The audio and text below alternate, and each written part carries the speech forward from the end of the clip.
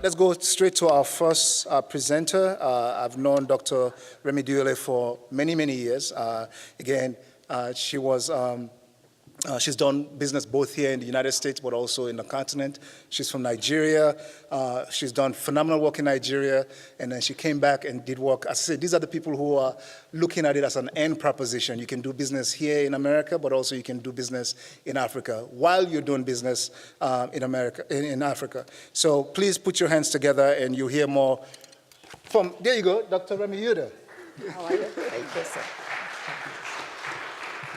Good afternoon. Good afternoon. Don't sound like I got people responding to me.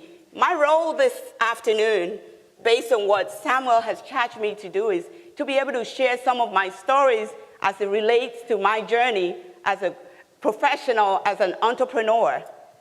Once upon a time, I worked for a bank. And when I come in the morning, good morning. You know, Africans were trained to be polite, courteous in the morning, or whenever you see people, you greet. Then you say, good morning. And someone says, what's so good about the morning? You're like, that's a scary response for a 24-year-old who is in a corporate setting trying to rise up the corporate ladder. And I'm like, do I stop saying good morning and make my mother and father ever be sorry that they raised me, or do I keep being me? So guess what I decided? I only can be me. And that's what happened. With my experience here as a corporate individual, as a parent, as a community leader, it has not been easy. And like you've heard us, the community is evolving. We are evolving, we have experiences, and as we're growing and evolving painfully, there are things that will put us back. And for me, there were 4 strikes. They thought they were strikes, right? But no, those were my value proposition to the world. Black, female, Nigerian, accent. Still that ever after. But guess what? That helped me to know that if I'm going to be in this journey, like I'm also charging all of us, you've got to be authentic. So I started like, okay, I have to say good morning in the morning. I have to be polite to people. People don't have to they don't have to like me, but I have to be respectful to them, and they've got to respect me. How do I maze through all of this and still be able to achieve my dream? How do I come all the way from Nigeria, proudly Nigerian, and come here and not go back more charged up? So I decided to settle to be an authentic leader, meaning in most cases, you'll be in the minority, right? Because people might say, oh, I can't hear you. You have an accent. Yes. Do I need to slow down so you can hear what I'm saying? What do I need to do? I'm black. Sorry, that's my color. I'm female. That's how God created me. I'm Nigerian, proudly so. But all I can do is to take those challenges that they thought were challenges, to make it into positivity, to make them know and say, you know what? What you need is the content of my character, not the color of my skin, not my sex, not my origin, none of the above. And eventually, guys, they got it. They got it. And they knew they had a young lady who was in quest of just learning and growing in a new culture with a rich background, which they didn't know, but I knew. But in a journey that we are still here, and to the glory of God, it has been a great journey. So I know some of you are sitting here, you can echo some of those. How many of us can echo some of those things? I see a few hands, even those, almost all the hands. Even if you don't raise your hands, trust me, I know somebody would have tried to paint an image of who they think you are, because they really don't know. And they can't know who you are because they didn't create you. You only know how far you have been because of what you have been shown by your Creator, and you're always evolving. So that is my story. So I decided, you know what? I want to be authentic. I want to just be me. But I can still serve you and be me. I can still make money for the bank. I can still be the best salesperson. I can be the best service person. I can be the best community leader and still be me. Of course, everyone won't see the me, but I see me. And that's where the word authenticity came about for me. So as a young Nigerian that migrated here several decades ago, over 30 years, still here, I decided that this is what we need to do. We have work to do. Daniel just rightfully said it. We are here. None of us think it's impossible to be here doing business and to go back home and do business. None of us thought that's difficult because it's not. We have families there. We have friends there. They need us.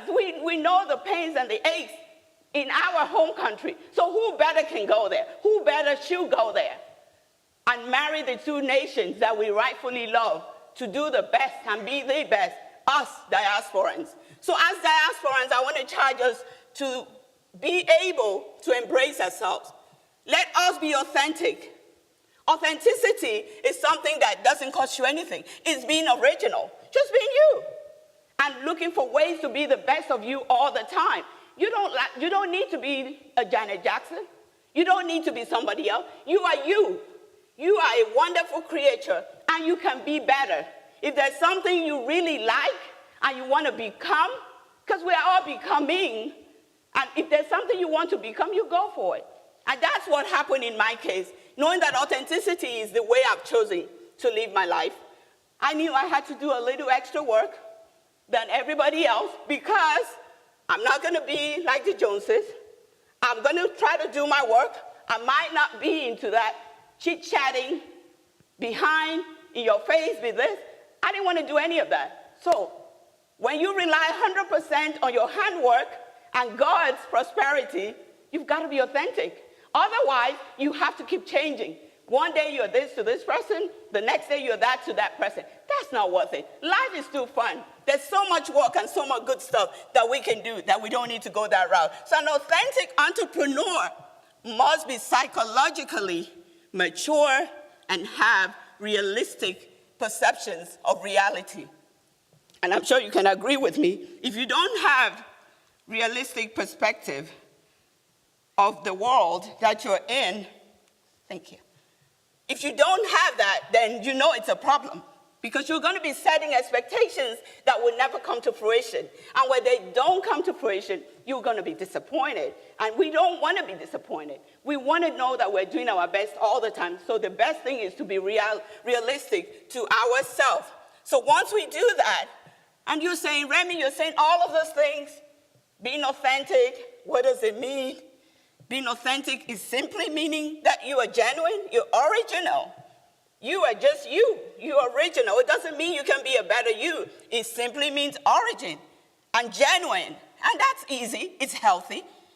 It makes you confident. And an entrepreneur is a person who organizes and operates a business taking on greater than normal financial risk in order to do so. All of us in this room, whether we're in corporate setting, we have side hustles. I think that's just everybody. We have that passion that we're nursing, even though we're still going 9 to 5 somewhere. There's always that side hustle. So I want to say, for the lack of any misunderstanding, that side hustle, I call that entrepreneurship, because that's that side of you. You're still working.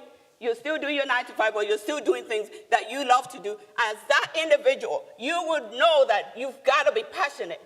Your passion is the only one thing that will help you to sustain whatever challenges, whatever shenanigans that the world will bring to you, because they think they know who you are. They don't know whose you are. So that makes it difficult for them to really figure you out. So if you know who you are and whose you are, you can go to work. Because the word, my favorite book says, he will prosper our handwork, not who we know, not what we know. So what we need to do is to be able to ensure that we are around the right people and we have the right information to help with the prosperity of our handwork. So we're going to talk about 5 short things very quickly, and I know my time is going slowly but surely. I'm going to talk about 5 short things that you need to do to ensure that you become that authentic entrepreneur. Become an authentic person first, right? And share your own narratives. I just shared a little bit of my narrative. That was a 17-year experience. That was just one of several narratives. One of it is not even liking to speak, period. I hated being in front of people. I didn't want to be there. But guess what? Corporate America taught me, no matter how smart I was with my sales, my service, my team building exercises, I had to express myself sometimes. And when I did need to do that, people who didn't know and couldn't do what I was doing, they were trying to speak for me. And I thought that was very problematic. If I'm doing the work, and I'm the one that know what the company wants, and I'm meeting the goals, why can I not be able to say in a few words what I'm doing so other people can be inspired? Hence the journey for my wanting to know how to speak and to be able to express myself so I can tell my own narrative. So if you feel like you're like me and you're still there and thinking, I don't want to talk, listen, you don't have to be a professional speaker, but you've got to agree with me at some point you have to express yourself for one reason or the other. And that first impression goes a long way. When you get up to speak, that can make or break. No matter how big a title you have, if you're not able to simply express yourself for one thing, and you're totally nervous and shaking like I used to shake, then you need to find something to do with it so you can go and breast that story, that narrative that the world is waiting for. And if you look at the bottom of the slide, it says, your brand is your life. That's my personal original quote. Because a lot of times we think we're different than our business. But as an entrepreneur, you're it. There's no other it but you. So once you know and you live your life like that, at home, at work, at play, you're consistent, then you know you won't have too much problem. You won't have a lot of friends, but you have a lot of successes in important areas of your life. Number 2, network with a purpose. Daniel or someone else said it earlier, that networking is so critical. I've met a few people here today, and I know you have, but let's learn to network with a purpose. Why are we meeting this person? Do we need to follow up? What do we need to do to ensure that this individual that we've met today, we continue the dialogue? Avoid being the loudest in the room. In the olden days, it's the loudest will be noticed. Yes, you might be noticed. I had the opportunity of recruiting for my former company, and the loud people clearly were not the priority of those we wanted to hire. So that immediately made me to say, oh, really? I thought they said the loudest will get no. You can be able to speak, but don't be the loudest, don't be the most obnoxious individual in the room in order for you to be able to attract quality people. Because you don't want to attract just anybody. You want to attract quality.